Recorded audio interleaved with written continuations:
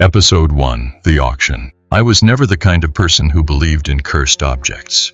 That night at the auction, I wasn't looking for anything more than a pretty frame to hang over my bed. But when the auctioneer pulled back the cloth, revealing the painting, the entire room went still, like everyone had forgotten to breathe. It was a portrait of a young woman, pale as candle wax, her eyes a stormy gray that seemed to move if you stared too long. She wore a faded blue dress, her hair pinned in a way no one had worn for at least a century. The strange part wasn't her beauty. It was the way her gaze locked onto me the instant the cloth dropped, like she had been waiting. The bidding was quiet. Only 2 others seemed interested, and they backed off quickly after a few raises. I won it for far less than I expected. The auctioneer didn't smile when he handed me the receipt. His fingers lingered on the edge of the frame as if reluctant to let go. By the time I got it home, the air felt heavier in my apartment. I blamed it on the storm brewing outside. I hung the painting over my bed and stepped back. Even in the dim light, the woman's eyes found mine, sharp, deliberate, unblinking. I told myself it was just skillful brushwork. That night, the rain came in waves, hammering the windows.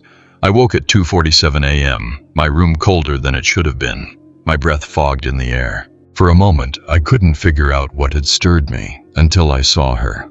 The woman in the painting. Her head was turned, just slightly, and her gaze was no longer fixed forward but tilted down, at me. I froze, covers pulled tight around my chest, my pulse thudding so loud I swore she could hear it. I told myself I was imagining things, that the shadows were playing tricks, but the longer I stared, the more certain I became.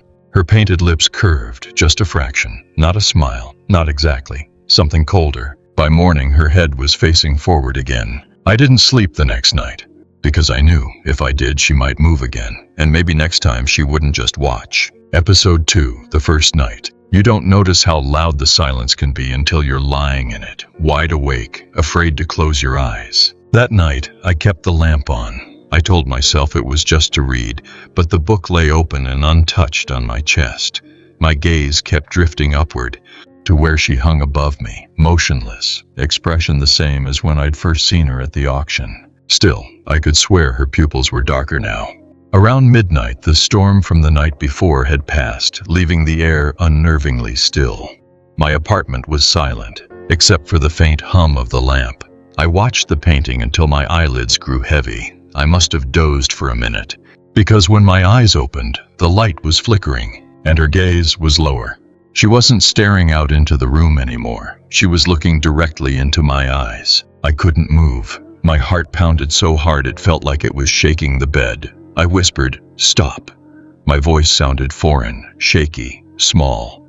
The bulb burned out with a sharp pop, and the room fell into darkness. I scrambled for my phone on the nightstand, hands shaking, but the cold hit me first. Sharp, biting cold that filled the air as if someone had opened a window in winter. When I finally lit up the phone's screen, the pale glow landed on her face. Her lips were parted, just slightly. I didn't sleep after that. I sat in the corner of the room, phone light trained on her until dawn broke through the blinds. And here's the worst part. When the sun filled the room, she was back in her original pose. But the bed beneath her frame was damp, like someone had been leaning over me all night, dripping cold onto the sheets. Episode 3: The Visitor in the Frame. The third night, I didn't even try to sleep. I sat at my desk across the room, laptop open, pretending to work while the painting loomed above my bed. Her face was as still as oil and canvas could be, yet I felt the weight of her attention, heavy as someone leaning over my shoulder. At 2 a.m., my phone buzzed with a low battery warning. That was when I noticed it. Something was different. It wasn't her eyes this time. It was what stood behind her. I swear the background of the painting had always been a dark, empty void. Nothing but shadow and faded strokes of brown and black. But now, there was a shape, faint at first, like a blur. I leaned forward, squinting. It was the outline of a man, tall, shoulders hunched, his face hidden in the gloom. I reached for my phone, hands clumsy, and snapped a photo. When I checked the image, my stomach knotted. In the picture, the shadow wasn't faint at all, it was clear. A man with a sharp, hollow face, grinning. The apartment suddenly felt smaller, the air colder. I looked back at the painting. The figure in the shadows seemed closer than in the photo. I shut the laptop, pulled the blanket around me, and told myself it was just my mind playing tricks. But then, from somewhere in the apartment, no, closer than that, I heard it. A slow, steady breathing. I turned toward the painting again. The man's grin was wider. Episode 4, Sleepless Eyes. By the fourth night, I'd stopped pretending this was just my imagination. The woman in the painting moved. The man in the shadows moved. And now I wanted proof. I set up my phone on the dresser, camera pointed at the bed, framing the painting in the shot. I left the lamp on low so it wouldn't trigger the phone's night mode. Then I sat in bed, back against the wall, eyes burning from 3 nights of stolen sleep. Time crawled. At 3 a.m., exhaustion won. My head dropped forward for only a moment, but the sound of a faint tap on glass snapped me awake. I looked up. The woman's eyes were closed. That was impossible. They had never been closed. I sat there frozen, unable to process what I was seeing. Then slowly, the eyelids lifted. Her gaze locked onto me with such sudden sharpness that my breath caught in my throat. She blinked. Not the painted blink of brush and varnish, a real, slow, deliberate blink. The phone's screen flashed faintly, still recording. My hands shook as I reached for it, but before I could touch it, I saw movement in the corner of the frame. The man in the shadows had stepped forward. Half his face was now lit by the lamp. A long, pale jawline, teeth too many, too sharp. My pulse roared in my ears. I grabbed the phone and fumbled to stop the recording, but as my finger hovered over the screen, the video feed glitched. For a split second, the entire frame went black, then came back. And in that instant, both of them were closer. Much closer. Episode 5, The Past Owner. By the 5th night, I couldn't stand being alone with it. Every time I turned my back, I imagined those painted feet stepping down from the frame. So I left the apartment. The cold night air was a relief, like stepping out of a suffocating room. I walked aimlessly until I found myself in front of the antique shop where I'd first seen the auction flyer. It was dark inside, but the open sign still glowed faintly. A bell chimed when I pushed the door. Behind the counter sat an old man with a cigarette in one hand and a magnifying glass in the other. His eyes narrowed the moment I mentioned the painting. "You bought it," he said flatly, as if I'd confessed to a crime. I nodded. His voice dropped. "That thing belonged to the Marwick family. 1963. One by one, they vanished. No signs of a break-in. No struggle. They were just gone." The neighbors said the last thing they saw was the painting being carried into the house by the father. I swallowed hard. "And after they disappeared?" The old man stubbed out his cigarette. "The police found the house empty. No bodies. No furniture. Only that damn painting, lying face down on the bed. They locked it away in evidence. It went missing 2 weeks later." I felt the floor tilt beneath me. "Burn it," he said suddenly, his gaze hard as flint, "or it will keep looking for someone else to watch. And when it does, it won't just watch anymore." I left without answering, but his words clung to me all the way home, wrapping tighter and tighter around my chest. That night I lay in bed staring up at her. For the first time I thought I saw the faint outline of a smile, and behind her the shadow man's head had tilted. Episode 6, Whispers in the Brush Strokes. I didn't want to sleep that night, but staying awake was worse. The apartment felt expectant. I turned the painting to face the wall before climbing into bed, hoping the gesture might give me peace. It didn't. The air was too still, heavy enough that every breath felt like pushing through water. Around 2:30 a.m. I heard it. At first it was so faint I thought it was the hum of the refrigerator, but the sound was too deliberate, too alive. A low, rasping whisper. Words I couldn't make out, slipping in and out of the silence like something testing my ears. I sat up, every muscle rigid. The sound was coming from behind me. From the wall. From the painting. The whisper grew sharper, faster, as if annoyed I wasn't answering. I turned slowly, my pulse pounding in my neck. The painting was still faced toward the wall, but the voice was clear now. It wasn't just one voice, it was two. One was soft, high, almost childlike. The other was low, gravelly, each word scraping like stone on stone. I couldn't understand the language, but the tone was unmistakable, urgent, commanding. I stood, forcing myself closer until I could make out a single phrase in English. "Turns around." My hands shook as I reached for the frame. I should have run, but something in me needed to see. I turned the painting back over. The woman's face was inches from the glass, as if she'd pressed forward from the canvas itself. Her eyes were wide, mouth parted. and just over her shoulder, the shadow man's lips were at her ear, still whispering. Episode 7. The Frame That Bleeds. By the seventh night, I had stopped pretending I was in control. The painting was the one deciding when I slept, when I woke, when I looked at it. That evening I noticed it almost by accident, a faint metallic scent in the air, sharp and coppery. I thought maybe a pipe had burst somewhere in the building, until I saw it, a single dark bead forming on the bottom corner of the frame. It swelled, then slid down in a slow, deliberate drip, leaving a crimson trail across the gold leaf. I froze. My mind scrambled for explanations, old varnish, rust, anything that wasn't what it looked like. But when it hit the floor, it didn't splatter. It soaked. I bent down, touching it with the tip of my finger. Cold, so cold it burned. The smell hit stronger then, and I knew. It was blood. I backed away, keeping my eyes on the painting. The woman's gaze was unchanged, but her cheeks seemed flushed. Behind her, the shadow man's grin had widened, teeth catching the light in a way I didn't remember. Another drop fell, then another. The sound was soft but relentless, like a clock ticking down to something I didn't want to see. I grabbed a towel, pressing it to the frame, but the blood didn't smear. It vanished into the wood, leaving it dry as bone. And then, faint but unmistakable, I heard it, a wet, muffled swallow. I looked up in time to see the woman's painted throat shift, as if she had just swallowed whatever the frame was feeding her. Episode 8. The Sleeper's Pose. By now, I knew better than to trust the stillness of the painting. It was never still, it was only waiting. That night I tried something different. I dragged the mattress into the living room, leaving the painting alone in the bedroom. I thought putting a wall between us might give me a few hours of dreamless sleep. It didn't. At 3:11 a.m. I woke with the feeling that I wasn't alone.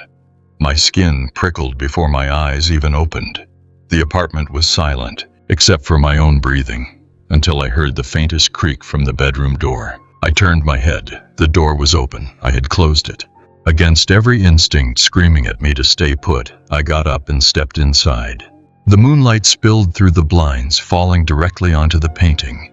And that's when my stomach clenched. The woman inside wasn't standing anymore. She was lying down, flat on her back, head tilted toward the viewer. Her arms and legs were positioned exactly as mine had been minutes before, when I'd been asleep on the mattress. Even the blanket draped over her looked like the one covering me, down to the faint tear near the edge. My breath caught. Behind her, the shadow man was closer than I'd ever seen, his long hands hovering just above her throat, not touching but waiting. I stumbled backward, heart hammering, and caught my own reflection in the window. For a second I thought it was me, until I realized my reflection's eyes were closed, like I was the one in the painting now. Episode 9. The Inheritance. The knock came just after noon, sharp and precise. 3 raps that felt more like a summons than a visit. When I opened the door, a man in a charcoal suit stood there, clutching a weathered leather briefcase. "Miss Harper?" he asked. Voice clipped. "I'm your late aunt's executor." I almost laughed. I didn't have an aunt. He stepped inside without waiting for an invitation, setting his briefcase on the coffee table.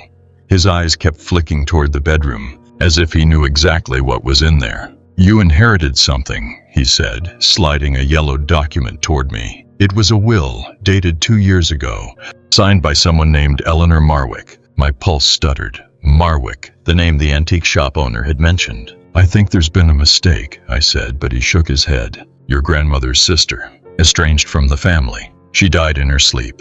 The only item she left you was a painting, delivered here last week."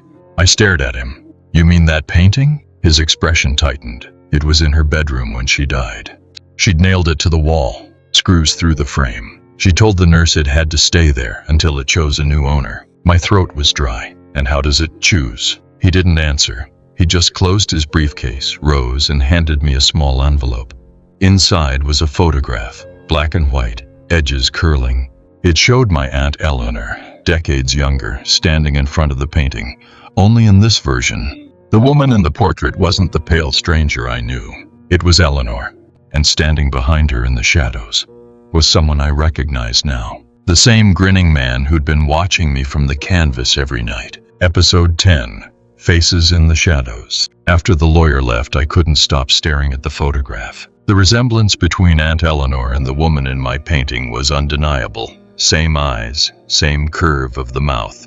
Only now, I wondered how much of that face was hers to begin with, and how much the painting had taken. That night I forced myself to look closer at the canvas. I'd avoided studying the background for too long, afraid of what I might see. The shadow man still loomed there, grinning, but something about the darkness behind him felt crowded. I fetched a flashlight, angling the beam low so it wouldn't reflect off the varnish. Slowly, shapes began to emerge from the murk. Outlines, contours, faces, not painted with the same care as the main figure, but there nonetheless. Some were faint, like unfinished sketches. Others were so vivid they could have been photographs. A young boy with hollow eyes, an old woman whose mouth was stretched open in a silent scream, a man with deep lines carved into his forehead, his gaze fixed somewhere far beyond me. And there were more, dozens of them, layered and overlapping, as if the shadows were thick with bodies pressed together. Each face was different, but all shared the same haunting detail. Their eyes were closed, as if they were sleeping. I stumbled back, nearly tripping over the bed frame. The beam of the flashlight wavered, and for the briefest moment, I saw something impossible. One of the faces, a girl no older than 15, fluttering her eyelids. I killed the light instantly, my own heartbeat deafening in the dark. From the direction of the painting came the faintest sound, not a whisper this time. It was breathing. Not hers, not the shadow man's. All of them. Episode 11. The Sleep Experiment. I knew I couldn't keep this to myself any longer. If I didn't get proof, I'd start to wonder if I was losing my mind. Or worse, I'd start to accept this as normal. So I called an old acquaintance, Daniel, a sleep researcher I'd met in college. I didn't tell him everything, only that I was experiencing unusual disturbances at night. He brought a portable sleep monitoring kit, sensors, and most importantly, a high-definition night vision camera. We set the equipment up facing my bed. The painting loomed above the headboard, silent and still, pretending to be nothing more than pigment on canvas. "I'll be in the living room," Daniel said. "Just sleep naturally," as if that were possible. The sensors itched on my skin, but eventually exhaustion took over. I drifted off. My last waking thought, the cold weight of her gaze pressing against my eyelids. When I woke, the sun was bleeding through the blinds. Daniel was pale. The kind of pale you get when you've seen something your brain refuses to file under real. "You need to see this," he said. On the footage, I was asleep, breathing evenly. The painting's eyes faced forward until exactly 3:14 a.m. when they blinked, slowly, deliberately. Then the shadow man stepped forward, not in a sudden jump, not a trick of the light. Frame by frame you could see him emerge, his form solidifying as he reached the front of the canvas. At 3:17 a.m., both figures leaned out, their heads hanging over mine. The woman's lips moved, silently at first, then in sync with the faint, distorted whispers the microphone managed to catch. And then, God help me, they both turned to look directly at the camera. The feed cut to static. Daniel shut the laptop. "You need to get rid of it, now." But when we turned toward the wall, the painting was empty. They were gone. Episode 12. The Dream Collector. That night I didn't fight the sleep. After what Daniel showed me, I knew it didn't matter if I stayed awake. They'd find a way in. So I let myself drift, hoping maybe I could meet them on their ground and understand what they wanted. The dream began in my bedroom, but something was wrong. The walls were the color of dried blood and the air shimmered like heat over asphalt. The painting was still above my bed, but the frame was huge now, stretching almost to the ceiling, its gold leaf pulsing like it was alive. The woman inside was lying down, but not in her usual way. Her head rested on a black pillow, her body perfectly still. The shadow man stood beside her, one hand resting lightly on her chest, as if feeling for a heartbeat. When his eyes met mine, I felt the floor tilt. My vision darkened at the edges, and before I could move, he extended his free hand toward me. His fingers were impossibly long, joints bending the wrong way, yet they felt warm as they closed around my wrist. He pulled and I stumbled forward, into the frame. It was cold inside. Not just cold, empty. The air felt stolen from my lungs. I looked around and realized I was standing in a vast, black plain under a sky with no stars. All around me, shapes lay on the ground. Bodies. Some were curled on their sides, others flat on their backs, but all had their eyes closed. Their faces were the ones I'd seen in the shadows of the painting, every victim, every sleeper it had ever claimed. I tried to scream, but the sound was swallowed by the dark. Then I felt it, her hand, soft but unyielding, pressing against my chest. The woman from the painting was standing before me now, her eyes open and impossibly deep. "You dream now," she whispered, "and you don't wake up." Her lips touched mine, not a kiss but a breath, and suddenly I was back in my bed, gasping. The room was quiet, but when I looked up, the painting had changed. I was in it, eyes closed. Episode 13, The Artist's Secret. The morning after that dream, I couldn't bring myself to move. I lay there, staring at the ceiling, afraid to glance at the painting, afraid to see if I was still in it. But curiosity always wins. When I finally looked, the woman was there as always, serene and pale. The shadow man stood behind her, and there, faint but unmistakable, was a third figure between them, me. My image was faint, like an unfinished sketch, skin translucent, eyes closed. The sight stole the air from my lungs. I touched my face, half expecting my fingers to pass through. I needed answers. By evening, I was at the library, digging through old art records. The name on the back of the frame, Aurelius Vane, was easy to find, but the details weren't. The man had been a recluse, a painter in the late 1800s whose work was said to have captured souls. His last exhibition ended abruptly when a patron collapsed in front of one of his pieces and never woke again. An article buried in the archives told the rest. Vane had been accused of mixing his paints with essence drawn from the living. Not metaphorical essence, but literal blood, bone, and other things. Witnesses claimed he would lock his models in a dim room for days, sketching them endlessly until they looked half dead. When the paintings were finished, the models were never seen again. The police raided his studio in 1891. They found no bodies, only dozens of paintings stacked against the walls. Every canvas showed someone asleep, with a shadow looming behind them. In the center of the studio was an unfinished work, larger than the rest, its figures still taking shape. The article ended with a single chilling note. The unfinished painting disappeared from police custody that night and has not been seen again. But I knew better. It had been hanging above my bed for over a week. Episode 14, The Last Night. I knew it had to end. I could feel myself fading. Like every night, the painting was pulling more of me into it. My reflection looked thinner, my skin duller.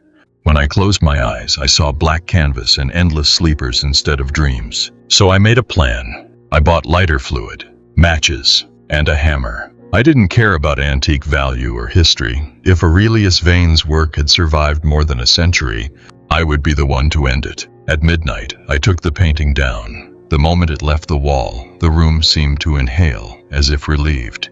But the weight in my hands was wrong. It felt warm, almost pulsing. I carried it to the bathtub, set it down, and doused the canvas with lighter fluid. The smell was sharp, chemical, nothing like the coppery scent I'd come to dread. My hands trembled as I struck the first match. The flame kissed the corner of the painting, then went out. I struck another. Out. The third match sparked bright, and for a heartbeat, the canvas absorbed the light. The woman's eyes opened wide, and the shadow man stepped forward, not in paint, not in suggestion, but in movement. I stumbled back, dropping the match. It hit the floor harmlessly. From the painting came a sound I'll never forget. A long, slow exhale, like someone waking from a deep sleep. The woman's painted lips moved. Finally, the frame began to twist, wood groaning, and the surface rippled like water. The shadow man reached through first, his hand stretching into the air of my bathroom. His grip was cold and wet as it clamped around my wrist. I screamed, pulling back, but he was impossibly strong. The woman followed, her face inches from mine now, whispering words I didn't understand, each one making my head swim. The world tilted. My bathroom dissolved into that black plane. I saw the sleepers again, only this time, they were standing, turning toward me, their eyes still closed. The last thing I felt before the dark swallowed me whole was the woman's breath in my ear. One more night. Episode 15. The New Owner. They found my apartment a week later. The police report said the front door was locked from the inside, the windows latched, no signs of struggle. My phone was on the nightstand, my wallet in the kitchen drawer, but I was gone. The only thing missing was the bathtub, empty, dry. And the painting. The landlord didn't waste time clearing the place out. Within a month, a new tenant moved in, a young couple who'd been hunting for a cheap apartment in the city. They laughed at the creaky floorboards, the flickering hallway light, the faint smell of smoke that never seemed to go away. On move-in day, they found it. The painting was lying face down in the bedroom closet, as if someone had tried to hide it and failed. The woman in the portrait was beautiful in a way that made the wife pause, tracing the gilded edge of the frame with her fingertips. "Creepy," the husband said, grinning, "but kinda cool." They hung it above the bed that evening. That night, the wife woke just after 3. The moonlight was spilling across the room, catching the gold of the frame. The woman's gray eyes seemed almost silver now, gleaming faintly in the dark. She smiled, and there, so faint the wife thought she might be dreaming, stood another figure behind her. Not the shadow man. A woman with hollow cheeks, skin pale as ash, and eyes closed as if in deep sleep. Her face was mine. Epilogue, the story they tell. They say the painting still moves from home to home, never staying longer than it needs to. It doesn't matter who owns it, you don't really own it. It chooses you. The legend goes like this: if you wake between 3 o'clock and 3:30 a.m. and see the woman in the painting looking anywhere but straight ahead, it's already too late. You'll feel tired the next day, more than usual. By the 3rd night, you'll dream of a place with no stars. By the 7th, your face will appear in the shadows of the canvas. Eyes closed, body still. Some say you can break the curse by burning it, but no one's ever gotten past the first spark. The fire dies before it can touch her. Every so often, a blurry photo surfaces online, always different homes, different walls, but the same frame, the same storm gray eyes. People argue if it's real. Some swear the figure in the background changes with each picture. Others say you can sometimes spot more figures hiding in the dark. If you ever see it for sale, at an auction, a flea market, or just lying by the curb, walk away. And if you wake tonight to find her watching you, don't close your eyes.